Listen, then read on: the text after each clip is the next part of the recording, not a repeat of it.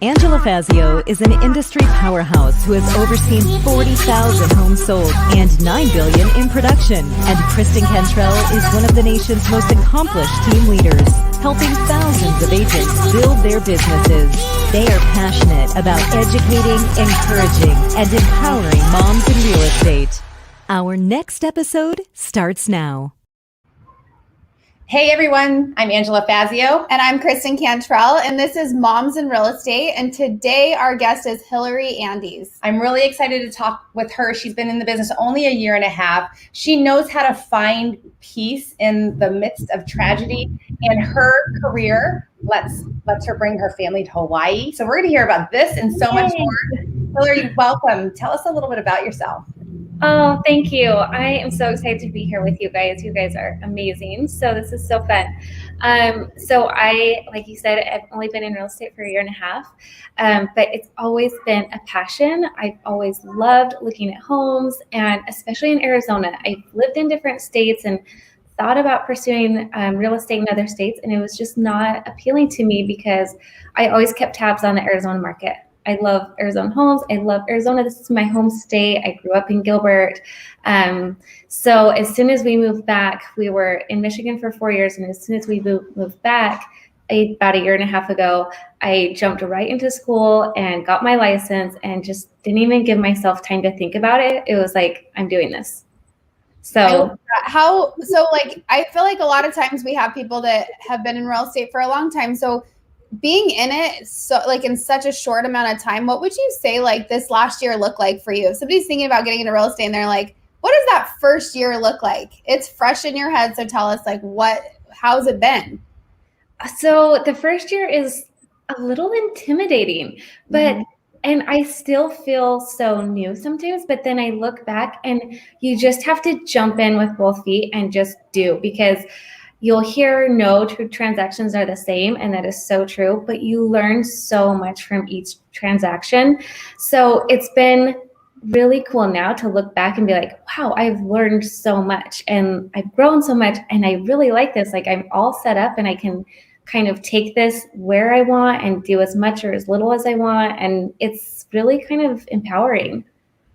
I love that you use that word empowering, because some people look at this career and they just they just maybe heard you say intimidating, but then you ended with empowering. Yep. So that means you had to push through the intimidation to get to the empowering. That's awesome. Yeah. And honestly, just taking it one day at a time, like one step at a time. Like I love looking at homes. I look at model homes and all of that. I do a lot of that on my Instagram, but I am loving like the behind the scenes, like the emails, and like it's funny, it's surprising what I am loving now that I'm in it, you know. What would you say to brand new agents are maybe the top 2 or 3 most important things they need to keep in mind when they're getting their career started?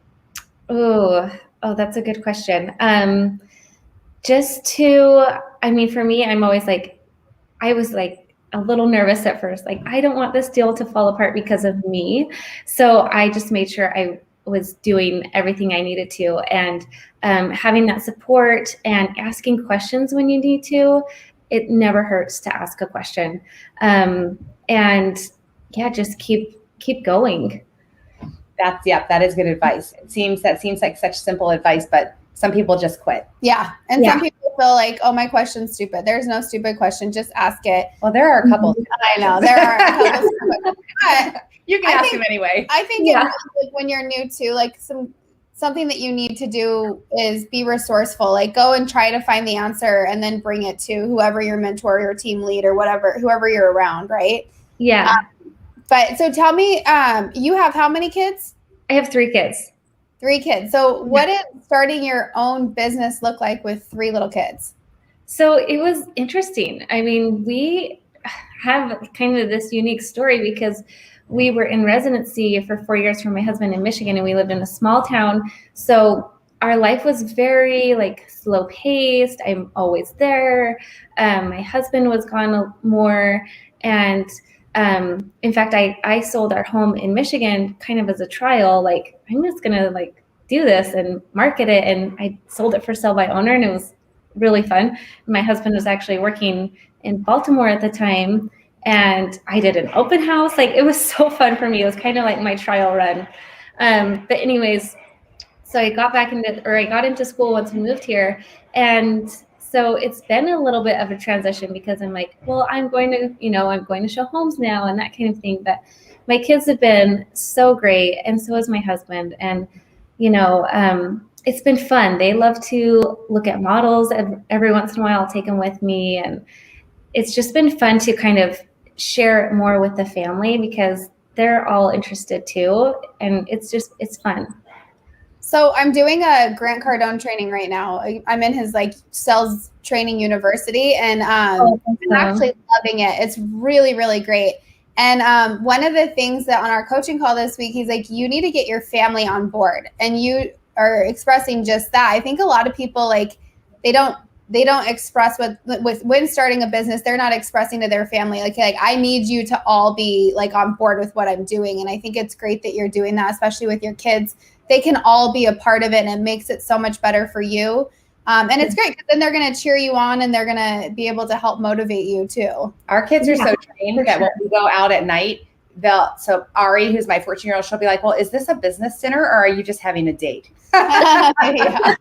Like, tell me, which one are we doing? It's so cute. Yeah. So yeah, I love it. What has been the biggest challenge for you in the last year and a half? So I guess just kind of getting started. And then this last year I was pregnant and went through a miscarriage in February.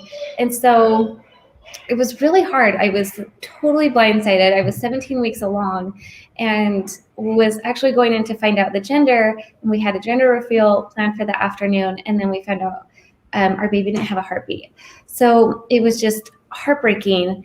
And then a couple days later, I had to go in and be put into labor, deliver, and had a D&C. So it was just it was just awful and traumatic. And at the same time, I had a listing go live that weekend. Yeah, I checked into the hospital Friday morning, and my listing was taking showings Friday and Saturday. So it was insane. I had reached out to my broker beforehand because I'm like, hey, I just don't think I'm going to be able to be in these two places mentally at once. And he was great and was like, no, don't worry, I got it. And I am so glad because that weekend, I knew it'd be hard, but it just blindsided me at how hard it really was to go through that. And the house ended up getting 100 showings. We had 50 offers by Monday. It was just insane. So I was just really fortunate to have my broker there helping me. And afterwards was probably the hardest for me, just realizing, you're still processing what just happened.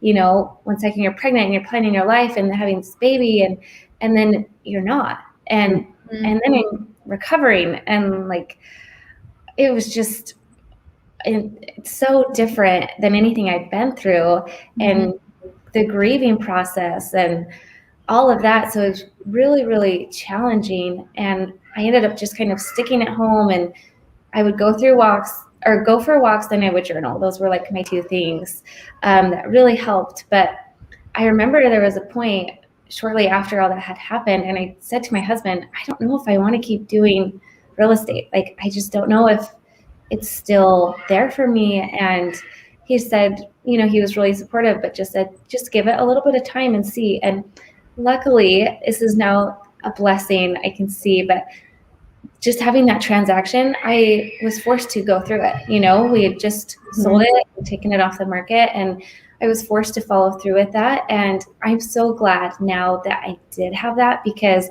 it kept me going. And I'm realizing I do still love real estate. I do still love helping people. And that's what it is for me, is helping people find their home. Home is so important to me. And so especially going through something like that, it's this, I just wanted to stay home.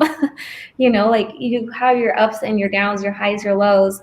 And if I can help somebody find their home, that's what I love. Well, So that home is where you recover. Home is like in your home, because your husband, what a wise words to say, just give it time instead of trying to give an answer, you know, Right. and when you have home where you can heal. I know so many women, including myself, that's had to go through that. And it's awful. yeah, it's awful, but God gives peace. He can Yeah. give peace, not to everyone, but he can if you seek it out. Right. And I think that was for me for sure. Like, I just felt like I'll never like find peace. I'll never feel like I did before, you know, this is like changed me. And but I realized like it's one of those things where you can let it define you and hold you back, or you can grow from it and be a better person and more empathetic, and, you know, you can grow and learn from it. So I'm still trying to get there. I feel like, Right. but I feel like I'm on the right path, because just like I said, even going with real estate, it's helped me. I'm like feeling more like myself, and I just truly love helping people. And in the meantime, I didn't realize that was helping me too. Yeah. Wow. What a great story. I'm so grateful that you shared that, because I know how many people have been through that. Oh my gosh. Yes. And so many people don't fit inside and they don't deal with it. And like, I hear how you must have been processing this over time, and maybe it's never going to be a blessing, but it didn't, like you said, it didn't make you fall down and not get back up. Yeah. Yeah. I know it is so hard. I see so many weak women, and we hear about it all the time, women struggling with this, and it is really hard. Yeah, it is. I'm proud of you though. I love your attitude. Thank you. Thank you. So on a different note, you get to take your family to Hawaii. Yes. So this has just been a dream. Just a dream. Like, I've always kind of wanted this side hustle, and like, I wanted it to be kind of fun money, you know, when I bring home money. And so all of a sudden we're like, you know, I was closing some deals. This year's actually ended up being one of my best. I'm like already doing better this year than I was last year. So it's been really good. And I'm like, hey, let's take some of this money and take the family to Hawaii. And that is just a dream. Like, we love to travel. And so it's just been so fun. And it's fun, again, going back to like getting the kids involved. Now we're saying like, see, like, mommy's doing this for us. Like, we're kind of doing this together, but it's because every once in a while we make sacrifices when mom has to go show some homes or things like that. And so it's kind of getting them involved. Like, there's the work, now here's a reward. Oh my gosh, you're so much kinder than me. I say to my kids, you see that computer you're working on? Yeah. Yeah. Oh my gosh. I'm not like, hey guys, thanks for supporting mommy. Let's go to Hawaii. I'm like, do you see that computer you're working on? Yeah. Well, that too. Oh my God, you're so kind. I mean, not all the time. This is like selfish for me too, because I want to go, but it'll be so fun. I'm just so excited. So I think there are probably some people watching like, hey, side hustle, huh? Hawaii, and that's a side hustle? Maybe I should be doing that. Yeah, totally. That's I know. It's honestly like a dream. Like, I don't even call this working. Like, it's so fun. So then to like be able to do this, it really is just a dream. And the way that we can do real estate now versus like what our, you know, my mom was in real estate a little bit. My dad was in kind of like real estate development and that kind of thing. I mean, I remember them like looking in the newspapers for ads. right. Like, I did when I first started. I looked in the newspapers for sale by owners. That's what I would do at open houses. Circle for sale by owners and call them. Yeah. Right? I know it's just come so far, and like we can do that on our phone now. Yeah. Like, we're out and about. My phone was like this. It was like this big. Hello? Oh my gosh. It's so true. So where do you see your business? Like, what are your aspirations for your business? Do you see it continuing to be just something that's super fun? Do you say, I'm so good at this, I want to grow it? Like, what are your aspirations? I love where I'm at and where I'm heading. My dream is to flip homes. So, I mean, we'll see. I don't know. That's kind of a big goal, but I just love everything about it.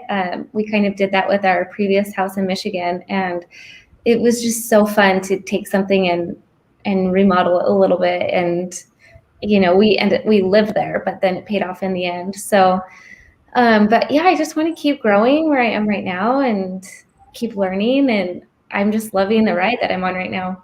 I love that. You don't have to know. Too. You don't. And by the way, big goals are the only goals worth having. Exactly. Yeah. It's a big goal, but you can do it. Yes, you can. Yeah. Absolutely. 100%. Don't ever think for a second you can't. Oh, thank you. So, yeah. So I love also, so some people say, okay, these are my 5-year goals. And there's nothing wrong with this. I have these kind of goals. I'm going to be at this number and I'm going to do that and this and that. But you know what? I want a season of my life one day where I'm like, this is just fun. And I'm just doing it because I can. Yeah. Yeah, exactly. That's kind of where I'm at. Like, this is just fun, and I'm just enjoying the ride.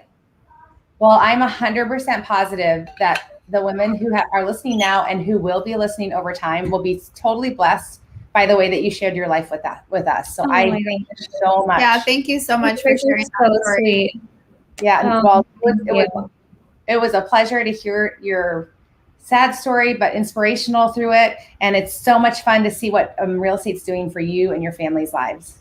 Oh, well, thank you so much. It's truly been fun and like such a blessing. I'm just so happy, and it's just so much fun. So it is. Well, Kristen and I are so over the moon excited also today, because today is the first day of our Flourish event. Yep. So if you happen to be listening right now, April 22nd, go and there's a few more spots for the sessions, 12 to 2 today at the Forum, tomorrow morning, 9 to 11 at the Forum. And just, if you don't know what I'm talking about, go on the Moms in Real Estate Instagram. You can find some information there. There's still a few spots left if you want to jump in on the Women's Flourish event, which is, from Moms in Real Estate. So thank you guys for listening. God bless you all, and we will talk with you next week. All right. Oh, actually, you will talk next week. Yeah, I will talk next week, all by myself. I'll be in Cabo. All right. Thank you, Hilary. Don't jump off quite yet. Bye, Hilary. Thank you.